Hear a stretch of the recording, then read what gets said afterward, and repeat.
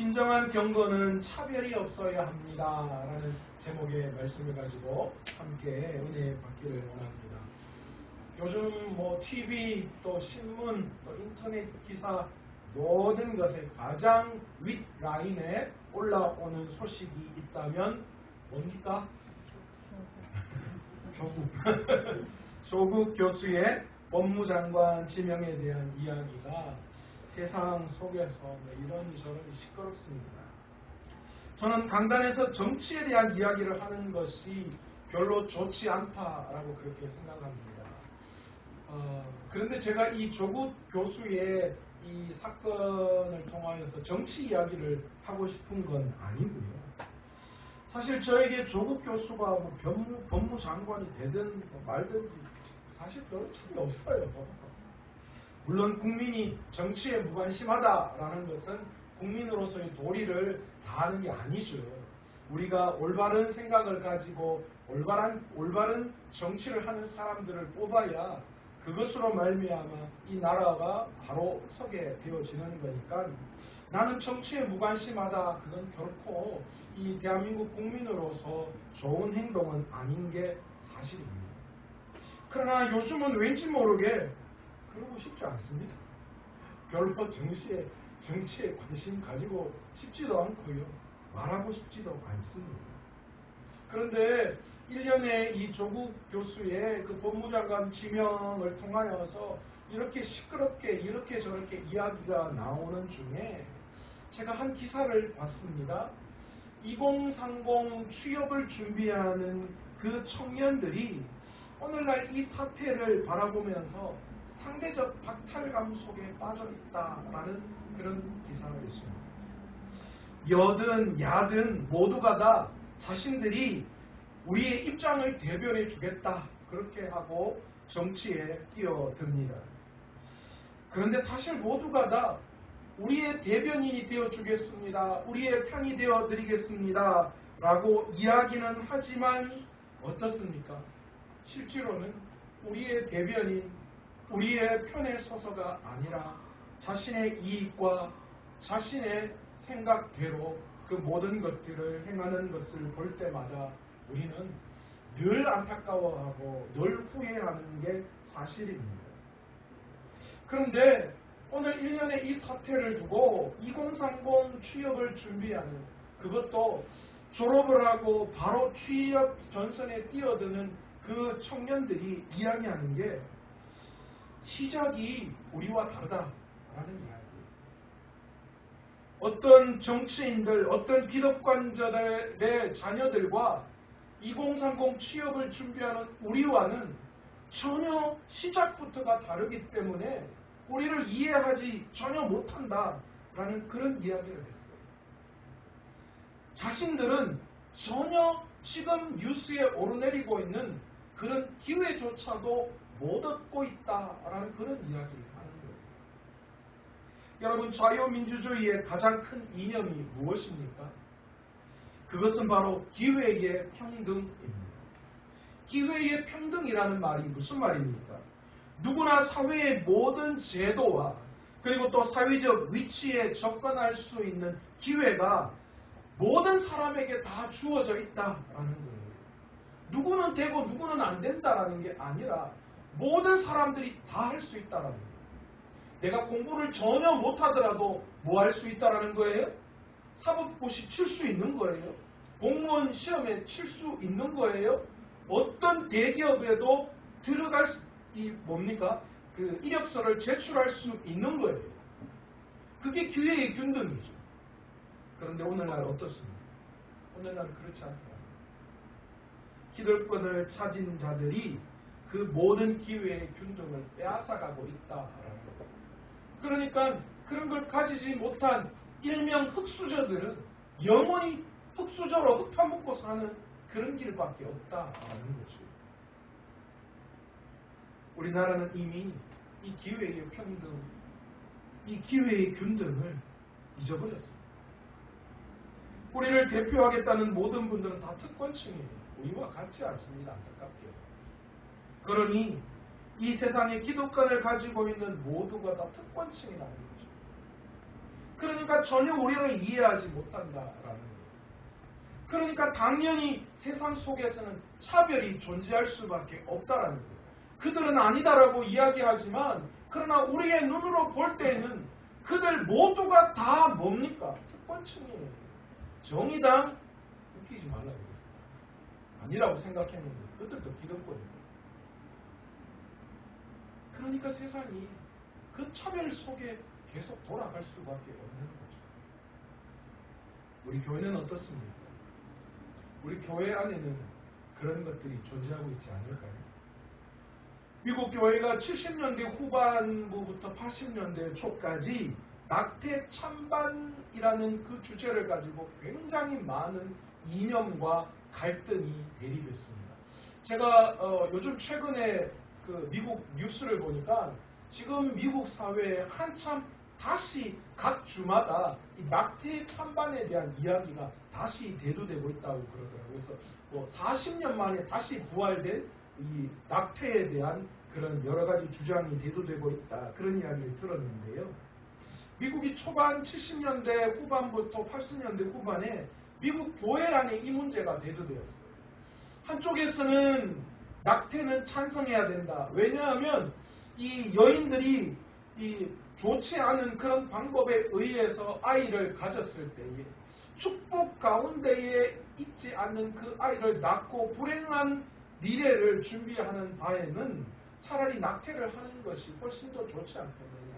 그들이 미혼모로서 받을 여러 가지 시선과 따가운 것들을 생각한다면 원치 않은 임신에 대한 낙태는 여성의 권리로 가능해야 된다. 그렇게 주장하는 그런 한편이 있었고요. 또 한편은 어떻습니까? 생명은 그 어떤 경우에도 소중하다. 그렇기 때문에 절대 낙태는 있어서는 안 된다. 그렇게 주장하는 양쪽의 주장이 팽팽하게 맞섰습니다. 그런데 이 교회 안에서도 찬성과 반대의 이야기가 팽팽하게 대두될 때에 미국의 신학자였던 스탠리 하우스라는 이 신학자, 이 목사님이 그 화두가 맹렬하게 대두되고 있는 그 가운데 무슨 이야기를 했는가? 교회는 낙태를 선택한 여인이든 아니면 그 미혼모로서 그 아이를 낳아서 기르는 사람이든 모두가 교회 안에 왔을 때에 모든 사람들이 불편함 없이 모든 것을 똑같이 동일하게 대우받고 어쩌면 그들이 훨씬 더 나은 미래를 바라볼 수 있도록 교회가 그들을 돕고 그들을 위해서 모든 제도가 만들어져야 하는 것이 교회다라는 거예요. 교회가 너 왜 낙태했니? 아니면 너 미혼모로서 그 아이를 키우는 것에 대한 잘못된 시선을 가지고 바라보는 것, 그런 것이 아니라 낙태를 해서 온 여인이든 그 여인도 누구나 똑같은 대우를 받으면서 똑같은 그런 상황 속에서 함께 예배할 수 있는 겁니다. 미혼모로서 그 아이를 키워나가는 것에 있어서도 전혀 그 아이를 키우는데 불편함이 없도록 교회가 그 모든 것을 제공해야 합니다. 그것이 하나님이 말씀하시는 교회입니다. 교회가 그렇게 해야 되지 않겠느냐, 그 이야기입니다. 여러분, 교회는 달라야 하지 않겠습니까? 교회는 달라야 합니다. 아니, 교회는 날마다 새로워져야 합니다. 무엇을 통하여 새로워져야 합니까? 세상과 달라야 합니다. 세상처럼 되어지는 것이 아니라 세상을 닮아가는 교회가 아니라 세상 속에서 날마다 교회로서 새로워져야 하는 것이 교회가 가지고 있어야 할 속성 중에 하나다라는 것입니다. 교회가 세상을 닮아가서는 될까요? 교회가 세상과 다른 게 전혀 없이 세상과 교회가 똑같으면 여러분 그게 무슨 교회라고 이야기할까요? 그건 그냥 모임이죠. 개모임 하는 거죠. 교회가 달라야 하고 새로워져야 한다는 말은 건물이 새로워져야 한다는 게 아니에요. 주부가 날마다 형형색색으로 달라져야 한다. 그 이야기하는 거 아니에요. 매해마다 교회의 인테리어가 새롭게 되어져서 성도들에게 새로운 모습을 보여야 한다는 그런 마음이 아닙니다. 그 안에 성도들이 모든 관계에 있어서 날마다 세상과 같지 않아야 하고 세상 속에서 새로워져야 하는 것, 그것이 교회가 달라져야 하고 새로워져야 한다라는 것이지. 교회에 와서도 세상에서 돈 많고 권세 있는 사람들이 단순히 돈 많고 권세 있다는 이유 그 하나만으로 대접받는다면 교회가 세상과 다를 바가 전혀 없습니다. 교회에 와서도 세상에서 약하고 초라한 사람들이 여전히 홀대받는다면 교회가 전혀 새롭다라고 이야기할 수가 없는 거예요. 그렇다고 가난이 특권은 아닙니다. 나는 가난하기 때문에 교회에서 이런 대우를 받아야 해. 아니요, 저는 그렇게 생각하지 않습니다. 가난도 특권이 아니고 부함도 결코 특권이 되어서는 안 되는 거죠. 가난하기 때문에 무조건 어떤 대우를 받아야 한다. 교회는 무조건 가난한 사람들의 편에 서야 한다. 저는 그렇게도 생각하지 않습니다. 하지만 가난한 것이 믿음이 없는 것으로 치부되는 교회의 분위기를 만들어서는 안 된다는 거죠. 예수를 오래 믿었는데 왜 아직도 가난 속에서 나는 고민해야 할까? 나는 왜 교회를 이렇게 오래 다녔는데 여전히 나는 세상의 이런 속에서 살아가야 할까?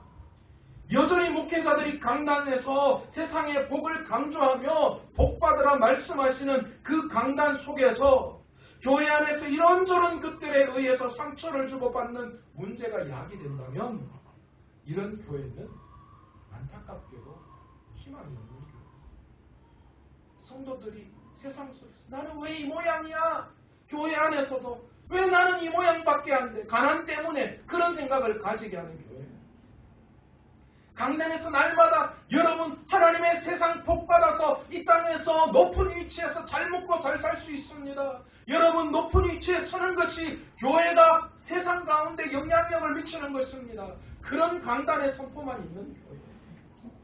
여전히 교회 안에서 기득권과 가진 것 그것 때문에 서로 상처를 주고받는 그런 교회는요. 희망이 없는 교회. 희망이 사라진 교회. 그런 교회에 무슨 내일에 대한 희망이 있을 수가 있겠습니까? 오랜 세월 신실하게 살아온 가난한 성도보다 얼마 되지 않았지만 부자인 성도에게 존경과 섬김의 자리를 선뜻 내어주는 교회는 희망이 없는 교회예요. 어떤 분은 교회가 성장하기 위해서는 이런 것도 필요하다고 합니다. 아이고 목사님 뭐 적당히 좀 돈 있는 분 오시면 돈 받아서 좀 하면 되고 뭐 그러면 되죠. 뭐 굳이 꼭 준다는데 안 받을 이유 뭐 있겠습니까? 부흥을 위해서라면 적당한 타협 교회를 멋지게 세우는데 목사님 뭐 그 정도 할 수 있는 거 아니에요? 그러나 그렇게 해서 성공한 교회는 안타깝게도 하나님을 실패하게 만드는 교회입니다. 교회는 커질지 모르지만 그 교회가 그렇게 커지면 커질수록 하나님의 이름은 땅에 떨어지게 되고 사람의 이름이 그 속에 생겨날 수밖에 없다는 거죠. 만약 어떤 분이 저에게 오셔서 목사님 내가 우리 교회에 1억을 헌금하겠습니다. 그러니까 저 장로 되게 해주십시오. 아니면 제가 1억 헌금할 테니까 교회 이름 뒤에 제 이름이나 제 호를 한 자 좀 넣으면 안 되겠습니까? 제가 1억 헌금할 테니까 목사님 제 뜻대로 뭔가 이런 걸 좀 해주시면 어떨까요?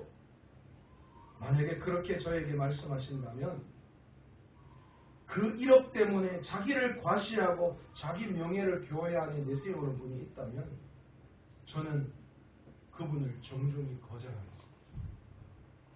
왜 그렇습니까? 이것은 하나님을 실패하게 만들기 때문입니다. 그러면 결국 교회의 희망이 없어져요. 차라리 그 1억 없이 힘들고 어려운 교회가 더 하나님 보실 때에 희망이 있는 교회다라는 거죠. 저는 절대로 가난을 우대하고 부자라고 차별하라 그렇게 말씀드리는 거 결코 아닙니다. 부자에게는 그 부가 허망한 것임을 바르게 알게 하는 것이 제가 해야 될 의무고요. 또 부자면 그 부를 제대로 사용할 수 있도록 그 책임이 그들에게 있다라는 것을 가르쳐야 하는 사람입니다. 가난한 자에게는 자신에게 주어진 영적인 보화가 무엇인지를 깨닫게 하는 것이 저의 임무입니다. 우리는 교회 안에서 무엇보다 자랑이 바뀌어져야 해요. 교회 안에서 세상에 가진 것 가지고 이런 거 가지고 이런 거 했다, 그런 걸 자랑하는 것이 교회가 아니라 무엇을 자랑해야 합니까? 가난하지만 하나님으로 말미암아 그 가난을 이겨내고 그 아픔을 이겨내고 하나님 앞에 새롭게 되어지는 나의 모습을 발견하는 그것이 자랑거리가 되어야죠. 함께 하나님으로 말미암아 부유함을 자랑해야 해요. 함께 심령이 가난한 자리 되어야 합니다. 함께 애통하고 의에 줄이고 목마르며 긍휼을 베풀고 하나님 아버지와 함께 온전한 자들로 자라나는 것, 우리가 자랑해야 할 것이 그거라는 거예요. 이번에 내가 기도했더니 한 건 터졌다 아이가. 아이고, 그런 거 자랑해야 되는 거예요. 내가 진짜 힘들었는데 믿음 안에서 내가 조금씩 이기고 있고 승리하고 있고 조금씩 힘이 난다. 그거 자랑이에요. 그러면 우리가 같이 그것을 기뻐하고 그것을 위해 박수 쳐주고 함께 응원해주고, 그게 우리 교회가 나아가야 할 길이에요. 교회가 새롭게 되어지고 교회가 세상과 다르지 않다면 교회가 이 땅에 존재할 이유가 뭐 있습니까? 교회가 세상과 같다면 교회가 왜 이 땅에 있어야 합니까? 교회는 이 땅에서 하나님의 나라를 보여주는 깃발이고 그 나라를 가리키는 표지판이에요. 세상 사람들이 우리에게 와서 천국을 어떻게 가면 됩니까? 그렇게 할 때에 우리는 뭘 하는 겁니까? 교회를 보여주는 거예요. 저곳에 가면, 저쪽 길로 가면, 저 교회를 통하여 저렇게 가면 천국이, 하나님의 나라가 너희에게 보여줄 거야. 그 역할을 하는 게 교회잖아. 그러니까 교회가 표지판이죠. 하나님의 나라에. 교회가 천국을 향하는 깃발이 되는 거예요. 우리가 뭐 모를 때 어디로 갑니까? 무언가 표시 있는 그 시점을 가지고 가는 거잖아요. 그러면 그곳이 나타나죠. 우리 여러분 모르는 어떤 곳을 찾아갈 때 뭐라고 이야기합니까? 그 동네의 기준이 되어지는 그 어떤 건물을 설명하잖아요. 여러분 하나님의 나라를 이야기할 때 우리가 뭘 이야기해야 돼요? 세상 사람들이 하나님의 나라에 대한 이야기를 할 때에 그들에게 무엇을 보여줘야 합니까? 교회를 보여줘야지. 봐라, 교회는 달라. 우리 교회는 이런 곳이야. 이런 곳이 하나님의 나라라고 이야기할 수 있어. 바로 교회가 그런 하나님의 나라의 깃발이 되어야 되지 않겠어요? 교회가 하나님의 나라를 향한 표지판이 되어야 되지 않겠어요? 저 교회 다니면, 저 교회처럼 가면 하나님의 나라가 어떤 것인가를 경험하게 되어지고. 제가 우리 주일학교를 하면서 우리 아내한테 놀라운 이야기를 들었어요. 우리 주일학교 아이들 중에 승환이 아시죠? 그 승환이 어머니가요, 학부모 모임을 갔는데 그렇게 이야기하셨대요. 다른 믿지 않는 부모님 모임이잖아요. 거기 가서 우리 아들이 교회를 다니더니만 좀 신앙심이 높아지는 것 같다고 그렇게 이야기를 하시대요. 그 어머니가 교회를 다니는 분이 아니거든요. 그런데 자기 아들이 신앙심이 높아진 것 같다고 그렇게, 그것도 믿는 부모님 모임에서 이야기하는 게 아니라 생판 안 믿는 학교 부모님들 모임에서 그 이야기를 하셨대요. 제가 그 이야기를 얼마나 기뻤는지 몰라요. 아, 그렇구나. 그래. 교회가 그런 역할을 해야지. 우리 주일학교가 사람들에게 신앙심이 있게 그 아이가 변했다, 이런 말 여러분 쉽게 나오는 말 아니잖아요. 교회가 그래야 되겠구나. 근데 아직도 좀 모르겠어요. 도대체 우리 교회 주일학교 아이들이 왜 없는지. 하나님이 하신 적이 있어요. 하나님이 보내주셨고 하나님이 그 속에 함께해 주시고 그래서 그 아이들을 변화시켜 나가는 줄로 믿습니다. 우리의 아니 나의 삶은 어느 것을 가르치는 표지판인지 오늘 시간 말씀 속에서 우리가 한번 깨닫기를 원합니다. 나는 과연 어떤 것을 가르치는 표지판인가? 우리 교회는 지금 어떤 깃발이고 어떤 표지판으로 존재하고 있는가? 세상과 전혀 다르지 않는 그런 모습, 날마다 새롭게 되어지는 게 아니라 날마다 뒷걸음질 치는 그런 교회로 지금 자리 잡고 자리매김하고 있는 거 아니에요. 야고보서 1장 18절에 보면 이 야고보서의 주제가 되어지는 문장 하나가 나옵니다.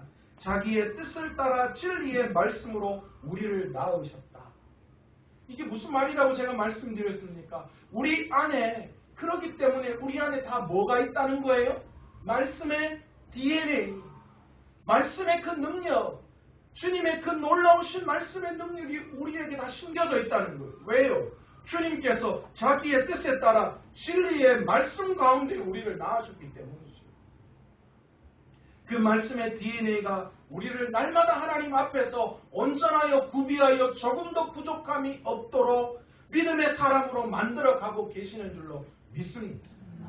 그래서 야고보 사도가 이야기하는 게 그거예요. 바울 사도는 믿음으로 말미암아 의에 이른다고 이야기했지만 바울 사도가 이야기하는 건 그 진리의 말씀으로 우리를 낳으셨기 때문에 그 진리의 말씀이 오늘도 우리의 삶에 작용해서 우리가 사랑할 수 있게 하고 하나님을 사랑하고 이웃을 사랑할 수 있도록 날마다 하나님께서 우리를 그렇게 만들어가고 계신다라는 거예요. 그러니까 그 말씀에 DNA가 있으면 반드시 우리의 삶을 통하여 뭐가 나타난다는 거예요? 하나님의 의가 나타나고 하나님의 그 사랑이 우리에게 나타날 수밖에 없다라는 거죠. 그런데 그게 나타나지 않으면 뭐 한다는 거예요? 거짓된 신앙이다라고 그렇게 이야기하는 거예요. 그러니까 바울이 이야기하는 믿음으로 의롭게 되어진다라는 거와 야고보가 이야기하는 게 다른 게 아니라는 거예요. 진정한 믿음의 고백이 의에 이르게 하듯이 우리의 삶도 실질적으로 이것을 단순히 내가 행하는 것, 내가 의를 행하고 내가 뭐 착한 일을 하고 그래서 내가 하나님의 나라, 의를 쟁취한다 이 개념이 아니라요.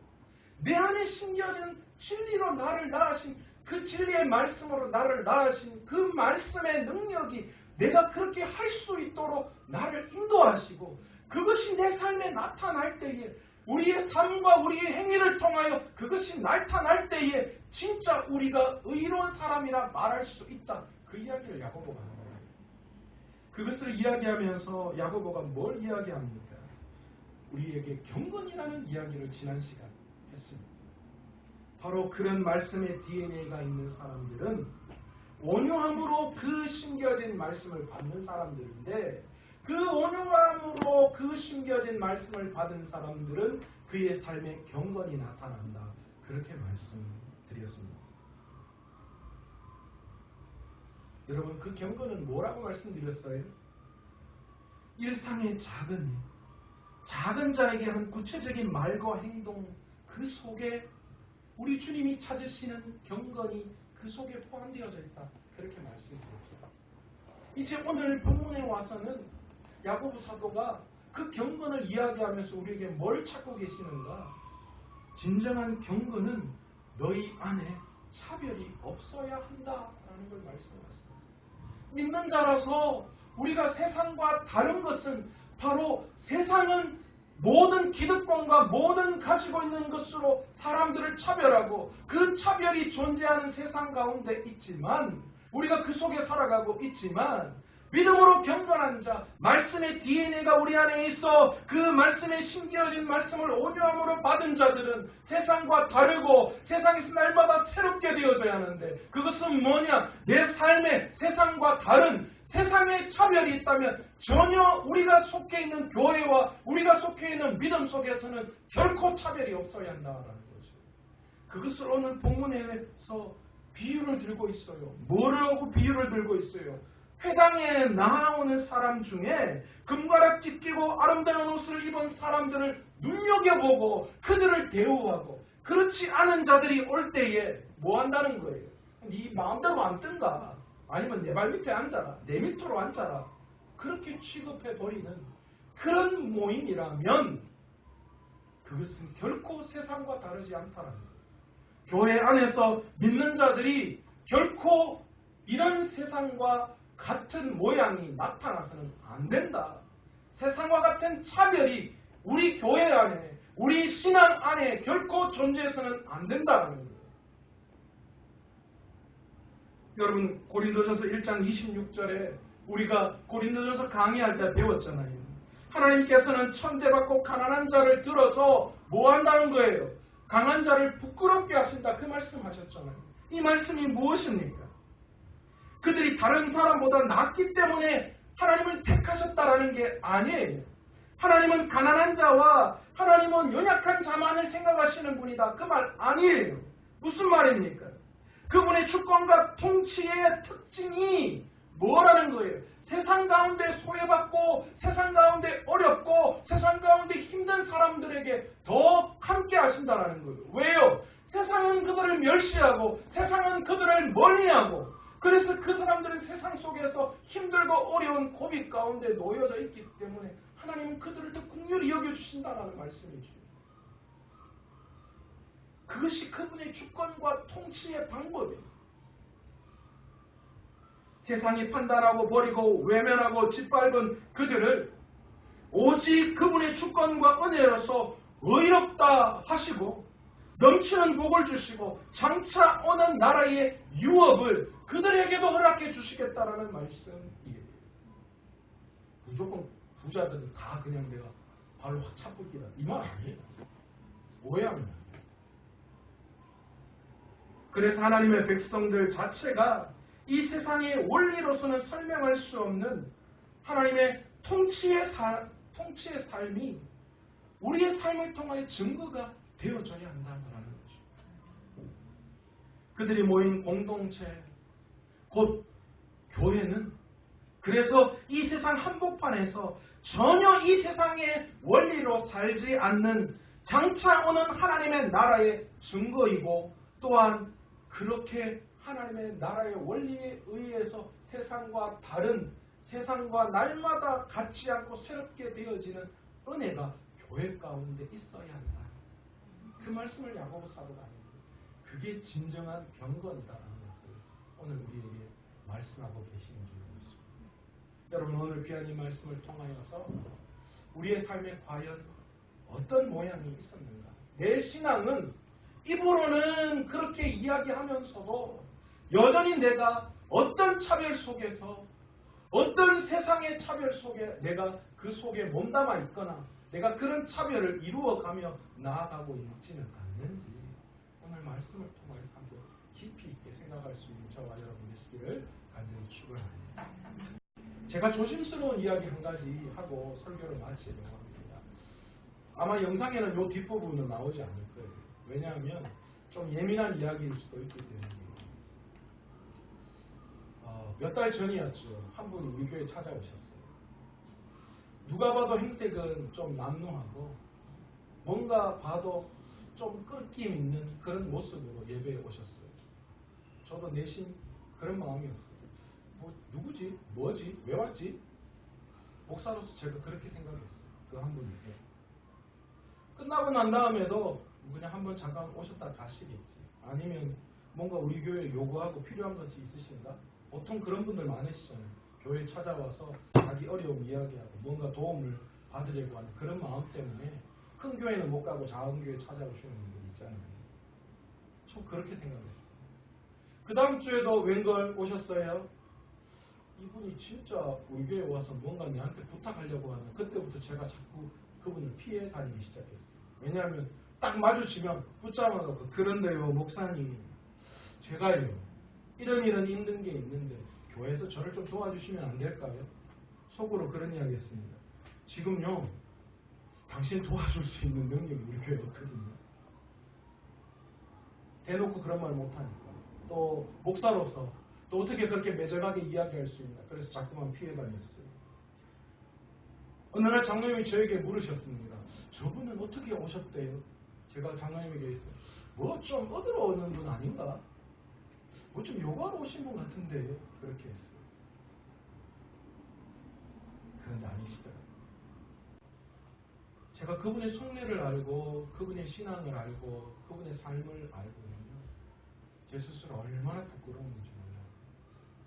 하나님, 저도 목사입니까? 그 생각했어요. 하나님, 저는 사람 차별 안 한다고 생각했어요.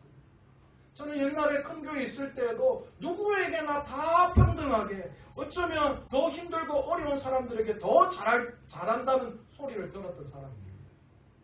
그런데 아니더라고요. 제 마음 안에 뿌리 깊은 차별이 제 마음에 존재하고 있었어요. 그러면서도 제가 입으로는 우리 교회는 정말 하나님의 나라 같은 교회입니다. 제가 꿈꾸는 교회는 그런 교회입니다. 제가 그렇게 말씀을 했던 거예요. 제가 그 이후에 얼마나 회개했는지 몰라요. 제가 그렇게 하나님, 다시는 제가 사람 같고 사람을 평가하거나 사람의 외모를 보고 평가하거나 그렇게 사람 대하지 않겠습니다. 제가 그렇게 맹세했어요. 하나님, 다시는 제가 그런 생각 가지지 않도록 하나님, 제 눈과 제 모든 것들을 정말 깨끗게 하게 해달라고 제가 그렇게 기도했어요. 저는 그렇습니다. 여러분은 그렇지 않습니다. 목사님, 나는 그런 적 없습니다. 저는 아닙니다. 아니요. 우리 마음 안에는 보이지 않게 모든 마음이 그렇게 있더라고요. 뭔가 좀 그럴듯한 사람이 우리 교회에 오면 모두가 관심을 가지고 붙어서 이야기하고 하려고 하지만, 그러나 누가 봐도 저 사람 왜 왔지 하는 그런 모습으로 오시는 분들에 대한 우리의 반응은 여전히 냉담함을 우리는 깨달을 수밖에 없습니다. 과연 그게 하나님의 나라를 표현하는 표지판으로서의 교회의 역할이고 우리의 모습이라고 이야기할 수 있을까요? 그러면서 우리 교회는 세상과 다르다라고, 우리는 날마다 새롭게 되어진다라고 이야기할 수 있을까요? 오늘 제가 야고보서 말씀을 보면서 얼마나 후회하고 얼마나 회개했는지, 하나님, 그렇습니다. 차별을 내가 받는다라고만 생각했지 내가 차별을 한다라고는 생각하지 않아요. 제가 어디 가서 큰 교회 목사님과 작은 교회 목사님들 노예를 하거나 그렇게 하면 상대적으로 작은 교회 목사라고 함부로 하네? 아니 뭐 교회 크다고 앞에 나가 큰 소리 치고 말이야. 교회 작은 교회 목사들은 아무 힘도 없이, 야 이게 무슨 노예야, 이게 무슨 모임이야, 내 스스로는 차별받는다라고 이야기했는데 여전히 내 속에도 그 차별이 존재하고 있었다는 사실을 알고는 제가 얼마나 회개했는지.